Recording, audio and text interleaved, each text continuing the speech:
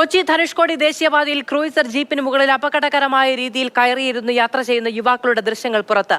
Bodimettu body ചുരം വഴിയാണ് അപകടകരമായ യാത്ര നടത്തുന്നത്.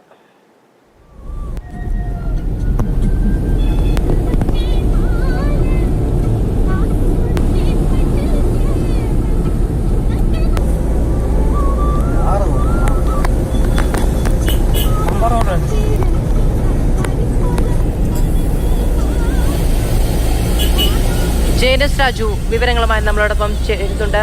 ജെയിൻ, എങ്ങനെയാണ് ആളുകൾക്ക് ഇത്ര ഉത്തരവാദിത്തമില്ലാതെ പെരുമാറാൻ കഴിയുന്നത് എന്ന് മനസ്സിലാകുന്നതേയില്ല.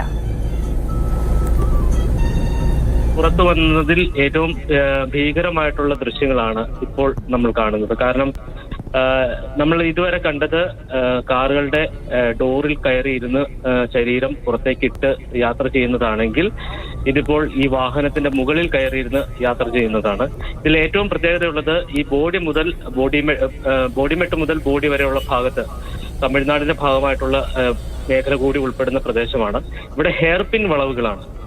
ഹെയർപിൻ വളവുകൾ കുത്തിറക്കവും അതോടൊപ്പം തന്നെ വലിയ ഹെയർപിൻ വളവുകളുമുള്ള ഒരു പ്രദേശത്തു കൂടിയാണ് ഇവർ ഈ യുവാക്കൾ ഇത്തരത്തിൽ യാത്ര ചെയ്യുന്നത്. ഇത് തീർച്ചയായിട്ടും മുൻപ് നമ്മൾ കാണിച്ച ദൃശ്യങ്ങളെക്കാൾ കൂടുതൽ അപകടകരമായിട്ടുള്ള ഒരു കാര്യങ്ങളാണ്. തമിഴ്നാട് രജിസ്ട്രേഷനുള്ള വാഹനമാണ്. ഇന്നലെയാണ് ഈ സംഭവം ഉണ്ടായത്. ഈ വാഹനത്തിന്റെ നമ്പർ മോട്ടോർ വാഹന വകുപ്പിന് ലഭിച്ചിട്ടുണ്ട്. ഇത് കേന്ദ്രീകരിച്ചുകൊണ്ട് അന്വേഷണം ആരംഭിച്ചിട്ടുണ്ട്. ഇവർക്കെതിരെയും കർശന നടപടി ഉണ്ടാകും.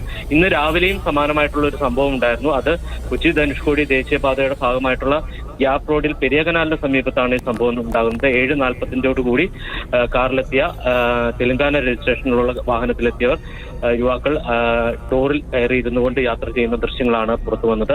ആ ദൃശ്യങ്ങൾ മോട്ടോർ വാഹന വകുപ്പിന്റെ ശ്രദ്ധയിൽപ്പെടുകയും ആ കാര്യത്തിൽ നടപടി സ്വീകരിക്കുകയും ചെയ്തിട്ടുണ്ട്. ആ വാഹനം പിടിച്ചെടുത്തിട്ടുണ്ട്.